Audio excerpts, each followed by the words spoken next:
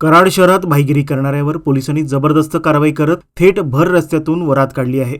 कोयत्याने हल्ला करून दहशत माजवणाऱ्या 7 जणांना कराड शहर पोलिसांनी मुंबईतून ताब्यात घेत अटक केली आणि त्यानंतर शहरातील मुख्य मार्गावरून त्यांची धिंड काढत गुंडगिरीची हवा टाईट केली। एसटी स्टँड परिसरात काही दिवसापूर्वी किरकोळ कारणावरून दोघांवर कोयत्याने हल्ला करण्यात आला होता।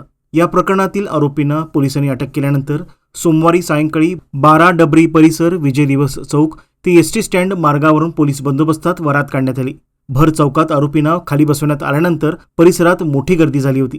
या कारवाईनंतर शहरातील गुन्हेगारी प्रवृत्तीच्या टोळक्यामध्ये चांगलीच भीती निर्माण झाली असून सामान्य नागरिकांकडून पोलिसांच्या धडक कारवाईचं स्वागत केलं जात आहे। पोलीस अधीक्षक निखिल पिंगळे, अप्पर पोलीस अधीक्षक डॉक्टर वैशाली कडूकर आणि डीवायएसपी राजश्री पाटील यांच्या मार्गदर्शनाखाली कराड शहर पोलीस ठाण्याचे पोलीस निरीक्षक दत्तात्रय दराडे यांनी ही कारवाई केली। दरम्यान दादागिरी, खंडणी, अवैध धंदे, कोयता गँग किंवा सामान्य नागरिकांना त्रास देणाऱ्यांना अजिबात पाठीशी घातलं जाणार नाही।